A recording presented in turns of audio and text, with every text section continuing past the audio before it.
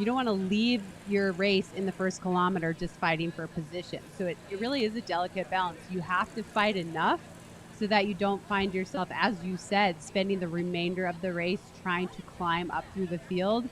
But you don't want to go out so hard that you have nothing left over those final 2 kilometers. And so it's kind of a learning curve and how you do that and where you position yourself. But that's part of the challenge. It's part of what goes into it. Well, I'm going to make a bold prediction for the start of this B race. I believe that BYU will win the B race team title. And if you are looking at live stats online, you would note that BYU has the only requisite number of runners in the B race to have a team score. So that was a little bit of a preordained reality. There is a little bit of news coming through here now as we see these B teams being introduced across the line. You will see towards the tail end a trio of Wisconsin Badgers who will be running in this race along with the Washington Huskies there on the end. But Kara, we've just found out that according to the live results, there will not be a Wisconsin men's team in the A race. A pretty big surprise there. The host squad, 13th ranked team in the country, but they're not going to put a team out there today. I suppose they know the course, but surprised by that at all? Yeah, I think it's an interesting choice. I think one of the things that Wisconsin men have struggled with the last few years is being really ready at that conference championship and it not necessarily translating to the national championship. So I'm wondering if maybe they're sort of trying to delay the start of the season a little bit, the intense racing a little bit. It is their home course. I know they know it, but you still want to get out there and race the teams that are here. But it just makes me think maybe they're trying to delay the intensity a little bit this year, so maybe they can just nail that timing a little bit better. You know, you win your conference championship, you're hoping that you're going to be a factor at the national championship, and they historically have been. So I think they're just trying to get back to those days, and my gut says that's why they're not here. But it definitely is an interesting and noteworthy choice. Well, there'll be 2 more opportunities to host the top teams in the country. Of course, at pre-nationals coming up in October, and the NCAA Championships coming back here on November 23rd as the B race heads out onto the course here at Thomas Zimmer. We are underway. And just as we saw with the women, a relatively smaller group of runners here, so they'll not deal with that traffic jam we were talking about here just a few moments ago. Plenty of room for the racers to get up and out onto the course, but they'll face the same distances and the same challenges as their teammates will face here shortly when the A race comes up at the top of the next hour. Good crowd on hand as well here at the race course. Opened in the fall of 2009, side of the 2018 NCAA Championship. And just a wonderful setting, and not only a wonderful setting for the runners, but the race within the race, as you'll start to see those spectators on the left side of your screen being able to work their way from one spot of the course to another. So all those folks who sit in comfortable chairs at places like Hayward Field watching track go around in circles, you have to be somewhat willing to work your way around this course to be able to see the best runners. But that this course and the design of these courses really are spectator friendly in that respect as well.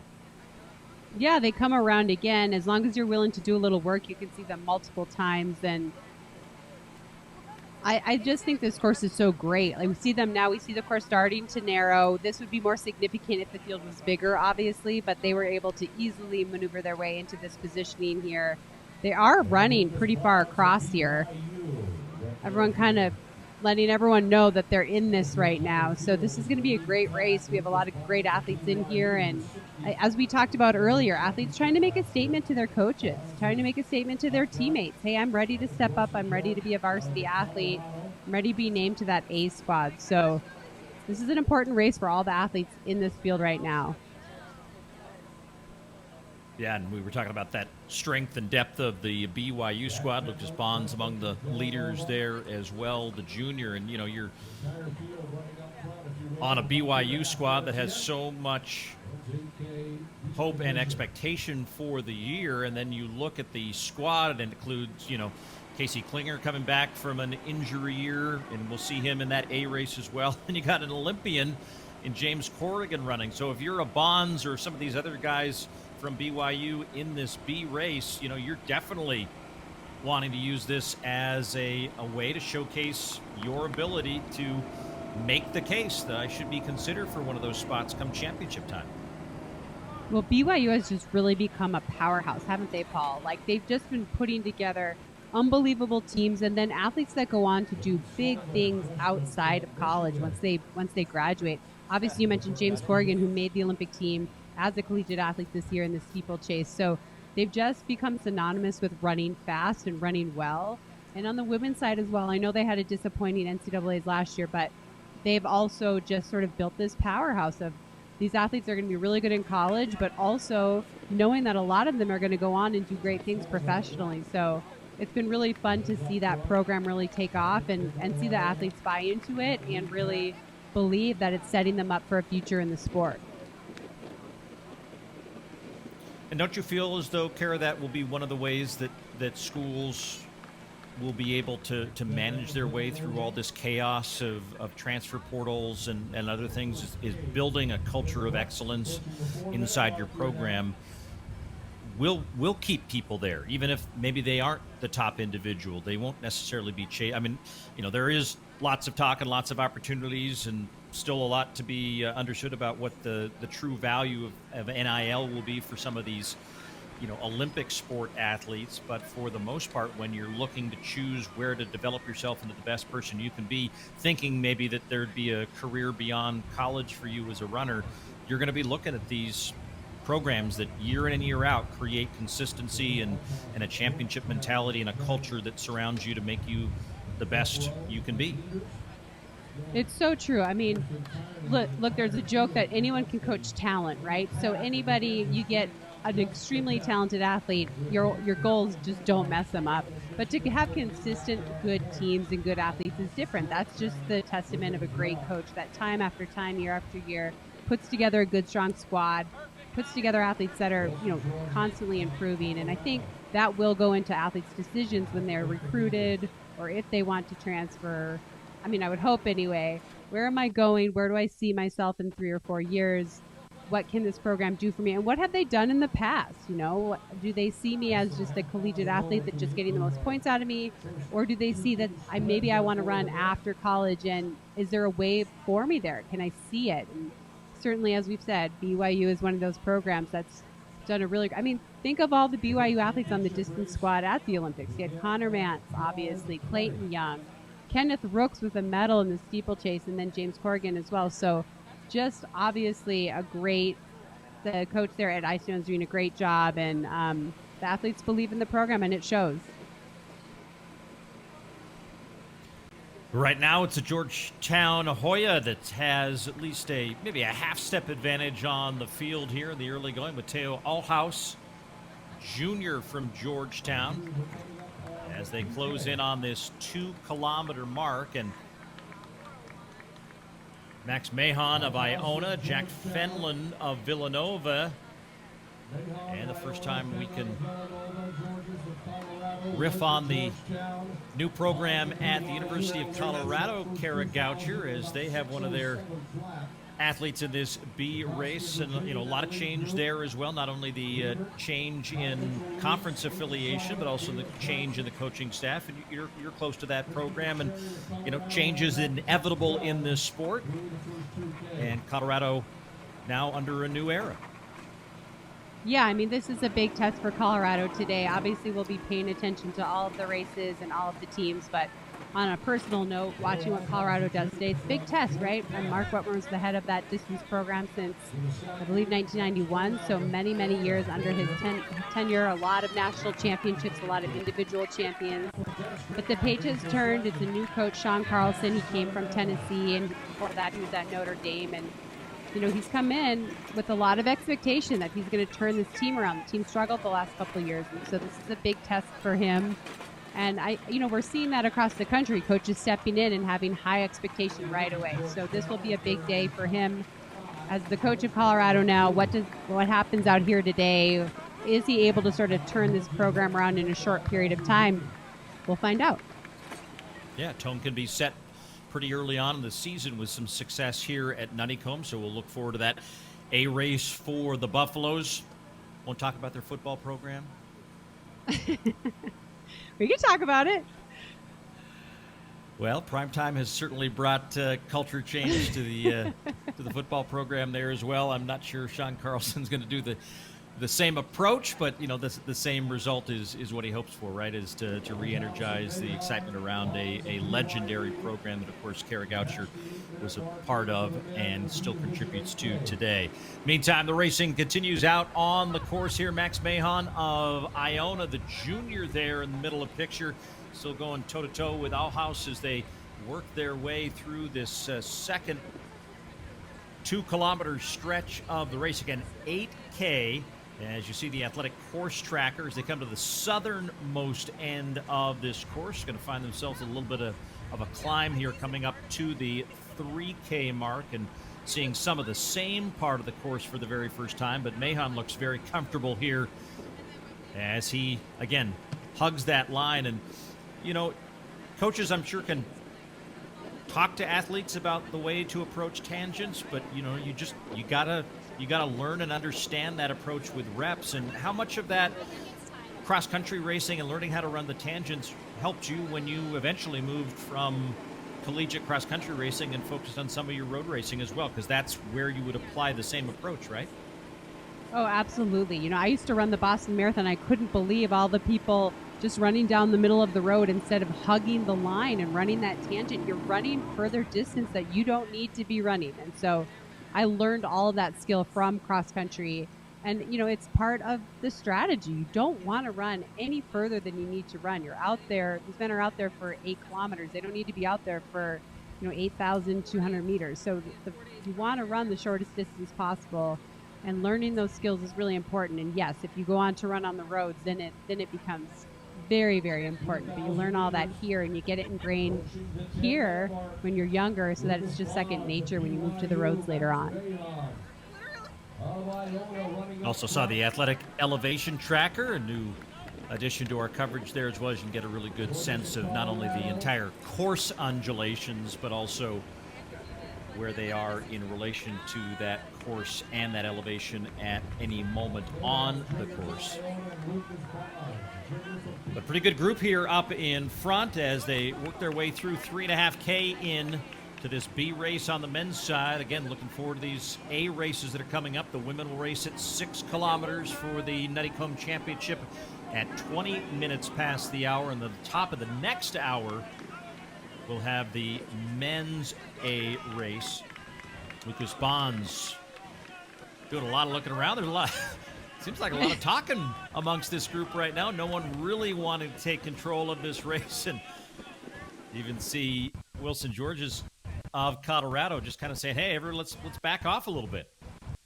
Yeah, that was interesting. There was quite a bit of chatting going on there, kind of just chit-chat with each other. I'm not sure what they were talking about there, but now they're going into a part of the course that's a little bit more quiet. This is where you can gather a lot of information. You're listening to your competitors. You're listening to their breath. You're trying to see, are they gasping? Are they comfortable? Are they quiet? Are they struggling? So you can kind of gather some information here, and it can help you later on decide when you want to make your move and if you have the energy to do so, but when you want to make that, depending on how people are sounding in these quieter portions.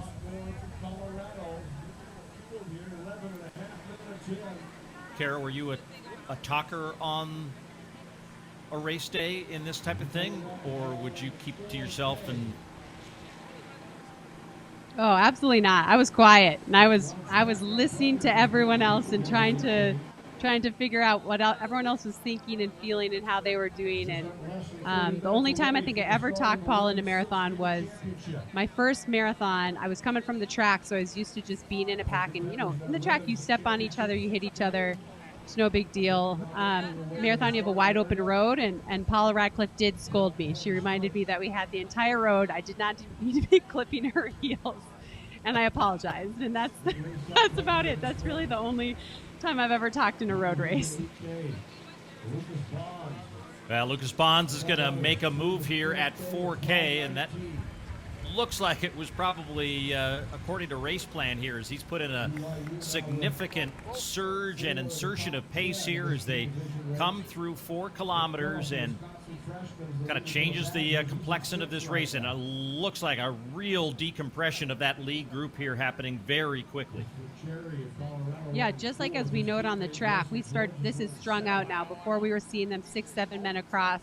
Now we're starting to see that break up significantly. We see a lot of single file lines falling into place now. So this is a very significant move, and people are having to try to decide if they're going to go with it. If it's too early for them to go with it, they're going to let him go a little bit, or if they're going to try to keep that gap small. And this is where they have to make those decisions, because he's definitely starting to pull away here. So Bonds in the leadership position. You see a host of BYU jerseys behind him as well, but he has decided to, at this point, start to make this a solo effort. So we'll keep an eye on whether he can sustain this. This is halfway home on this 8K race, and for the moment, continues to put some distance between him and the rest of the field.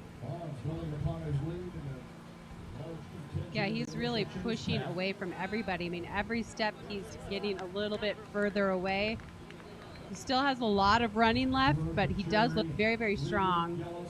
And maybe this is a statement from him. You know, we know that BYU team is going to be tough to make this year, that varsity team. Maybe this is a little bit of a statement for him that he's ready to be on that team, and he wants to be considered for it. As a lead that continues to grow. And a good sense of that lead from high above. And a group that now numbers, 8 maybe in that second group. Are going to just lay in wait here, and we'll see how much Bonds can put in the way of distance. But he looks swift down these slight, gentle downhills.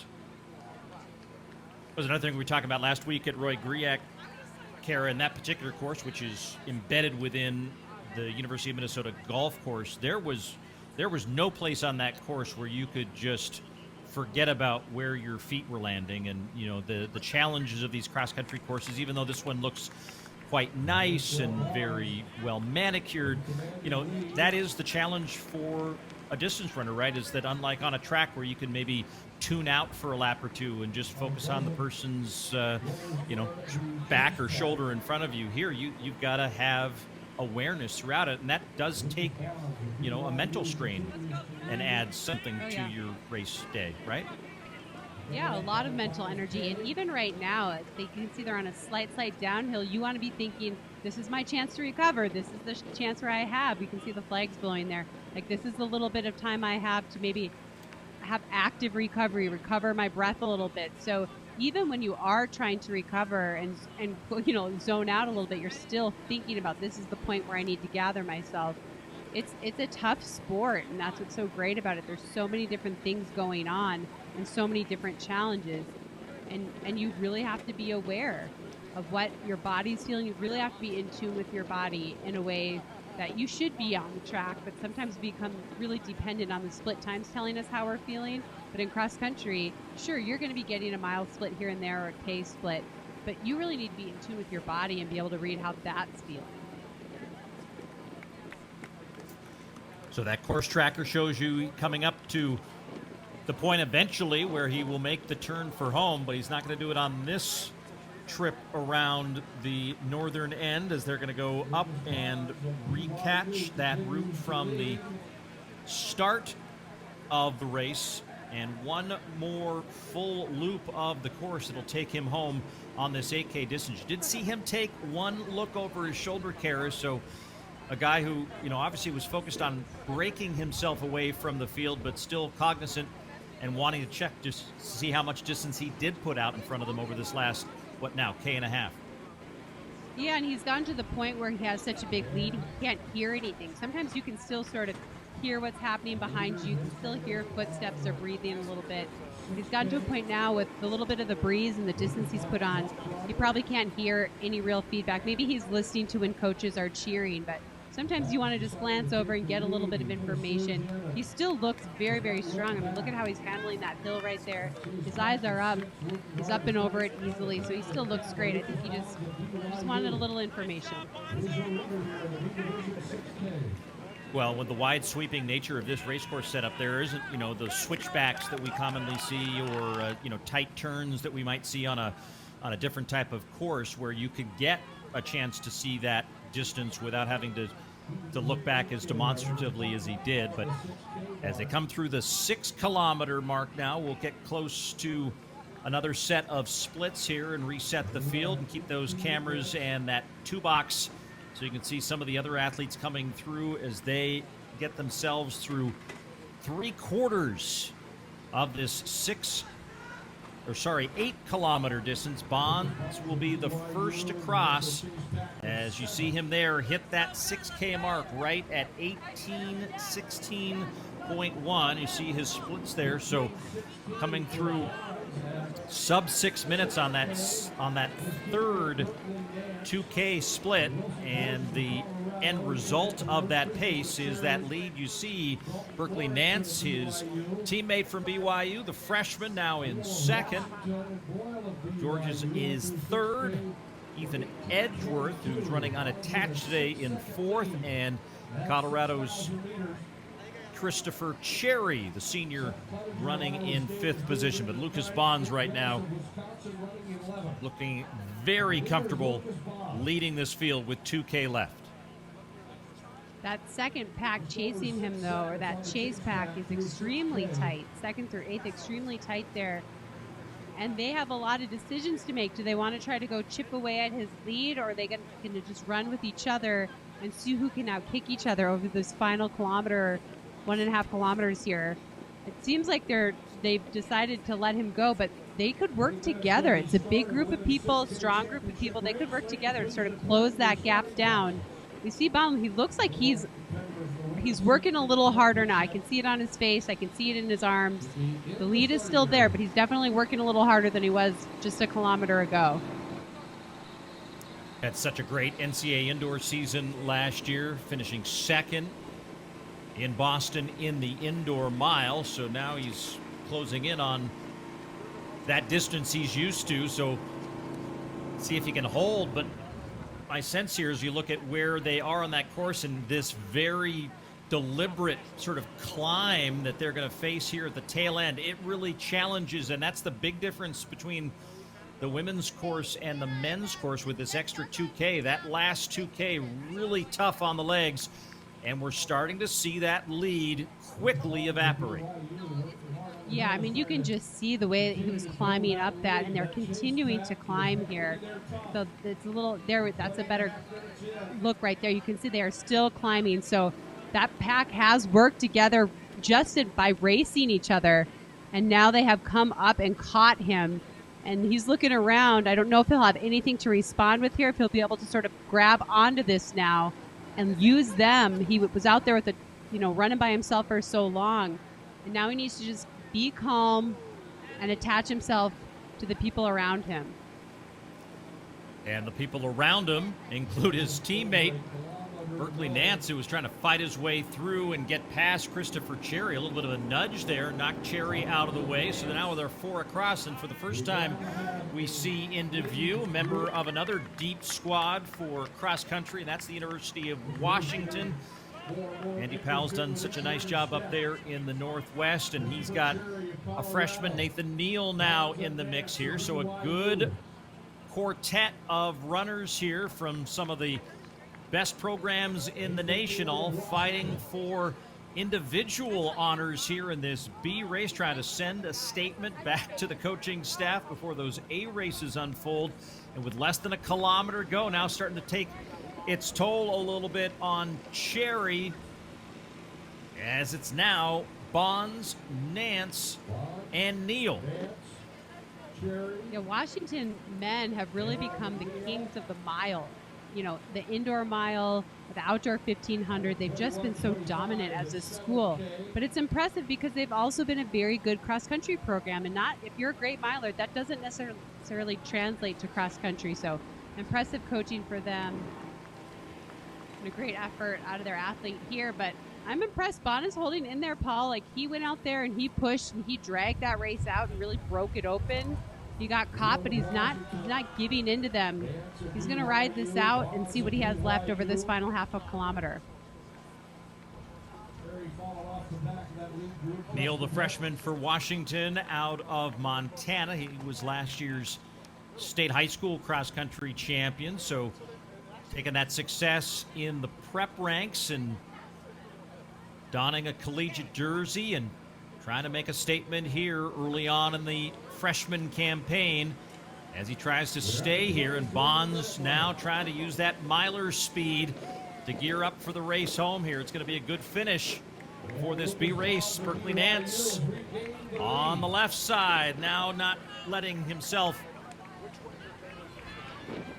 go unchallenged, as those three are going to come here to the close. And again, as we saw in that women's race that came down to the last few hundred meters, that last bit of rise is also going to challenge those legs. But you can really see Berkeley Nance now going to the arms and trying to find a way to break away from the other two. You know, he looks pretty good. His knee lift is good. His arm carriage is good. It seems like he was sort of biding his time till he felt confident to push, but he's being challenged here, Paul. Yeah, Nance and now Neil ahead of him, so a pair of freshmen here out on the course. Nance was the Virginia State High School champion, and he's battling the Montana High School champion and the NCAA Indoor Mile runner-up, Lucas Bonds, trying to stay in the mix as well. Look at this effort here now. Berkeley Nance to the lead.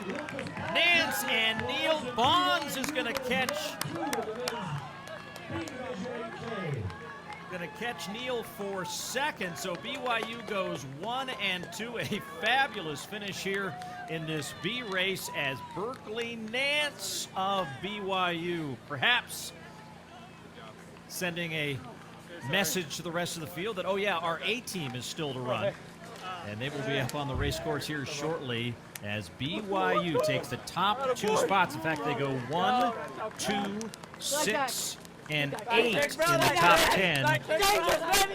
As that was a great finish at the end here with Neil finishing in second. Actually, correction now, BYU first, second, 5th, and 10th across the line at the finish. So 4 BYU Cougars in the top 10. Neil of Washington 3rd.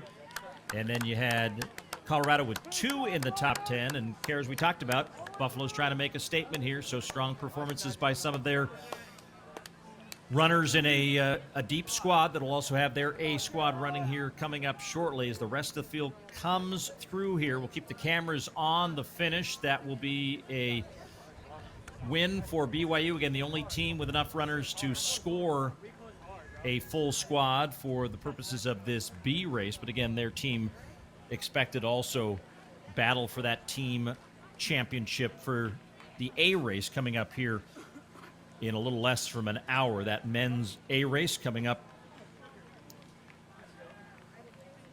at the top of the next hour. Good performances here, and particularly those 2 freshmen that are trying to make those early statements. And used to be a time where not a lot of freshmen were ever going to get much of the attention of the head coach, but we're in a day and age where not only are these kids successful in their respective states, as we saw with both Neil and Nance having won their respective state cross-country championships, but they also have all of these other championship races throughout the season. These high school-aged cross-country runners, they're in the midst of their season now. Their season won't end until the national championship races in mid-December, and they are race and collegiate race ready when they enter as freshmen. Yeah, it's wild. It's a different game, Paul. It's a totally different game. And I think that there's just so much more opportunity now. Listen, I'm not young. When I was younger, there was one national championship in cross country. It was the Foot Locker National Cross Country Championship. Only 8 kids from each region made it, just 32 kids. And that was the only taste you got of anyone else. There was no way to keep track of what other people were doing. You had no idea. And it's just a very different game now. And I think it's sort of forced kids to level up that want to be competitive because they know what everyone else is doing and they see it and it's accessible to them. So, yeah, the kids that we used to think of the men coming in as freshmen and developing over 4 years, but we certainly see some now coming in and making an impact right away. As our final runner comes through the finish line here, the next two races that will unfold will be the chance for the athletes to show that they are championship ready in 2024. As coming up here shortly will be the women's championship race for the 2024 Nuttycombe Invitational, to be followed by the men's A race at the top of the hour. Again, 6 kilometers for the women and 8 kilometers for the men. Everyone celebrating themselves across the line here as they wrap up the racing at Nuttycombe. Much more to come here from Nuttycombe as we get set for the A races coming up here shortly. You're watching live coverage of the 2024 Nuttycombe, Wisconsin Invitational on runnerspace.com and Big Ten Plus.